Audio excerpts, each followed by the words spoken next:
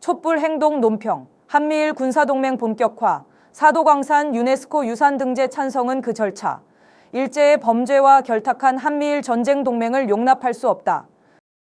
한미일 3국 간 군사동맹이 안보협력이라는 이름 아래 최초로 제도화되었습니다.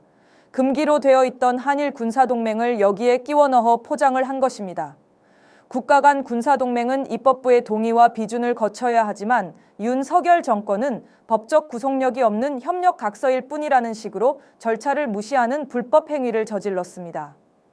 7월 28일 한미일 국방부 장관은 도쿄에서 회담을 갖고 한미일 안보협력 프레임워크라는 이름의 협력각서에 서명했는데 내용은 한미일 간 군사훈련의 정례화와 고위급 대화, 군사정보 공유 등입니다. 대놓고 한미일 전쟁동맹 체제를 일상적으로 가동하겠다는 것입니다. 이들은 이 협력체제가 북한과 중국의 위협에 대응하기 위한 것이라고 주장했는데 한마디로 대북 대중 적대 체제를 구성해 동아시아에서 전쟁 준비를 하겠다는 선언입니다. 게다가 한미일 안보협력 프레임워크 발전 가능성까지 언급해 아예 군사동맹 체제를 공식화시킬 의도까지 밝혔습니다. 이에 앞서 7월 27일 유네스코 세계유산위원회는 일본의 사도광산을 세계문화유산으로 등재한다는 것을 전원일치로 결정했습니다. 윤석열 정권이 일본의 요구대로 강제노동이라는 표현을 삭제하는 데 동의, 찬성했기 때문에 아예 표결할 필요도 없었습니다. 사도광산은 일제강점기에 일제가 전쟁 물자 조달을 목적으로 조선인들을 강제동원하에 착취하고 죽음으로 내몬통한의 현장입니다. 윤석열 정권 이전까지 한국은 강제동원을 인정하지 않는 일본의 태도를 비판하며 사도광산의 유네스코 등재를 지속적으로 반대해 왔는데 윤석열이 이걸 뒤집어 버린 것입니다. 유네스코는 역사 문제 등으로 관련국이 반대하면 세계문화유산 등재를 거부하게 되는데 그간 강제동원 역사가 반영되지 않으면 등재를 반대한다던 윤석열 정권이 국민을 완전히 속이고 친일 매국 행각을 벌였습니다.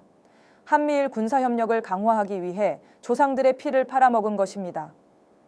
두 사안은 별개가 아니며 역사 범죄를 은폐하려는 일본 제국주의와 한통속이 되어 주권을 지켜야 한다는 헌법 정신을 정면으로 깔아뭉갠 것입니다. 뿐만 아니라 신원식 장관은 한미일 국방장관 회담에 앞서 기하라 일본 방위대신과 만나 한일 안보협력을 약속하며 한국군과 일본 자위대 간 교류 협력에 나서기로 합의했습니다. 이러다가 결국 자위대가 한반도에 상륙하게 될 날이 오게 될 것입니다.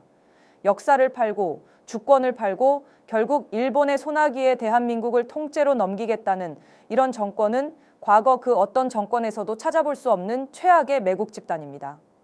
일본의 라인 강타를 묵인하는 것도 모자라 일본의 식민지 역사 범죄 행위를 유네스코의 이름으로 은폐시켜주고 일본의 한반도 재침략과 동아시아 진출의 길을 열어주려는 친일 매국노 윤석열을 당장 탄핵해야 합니다.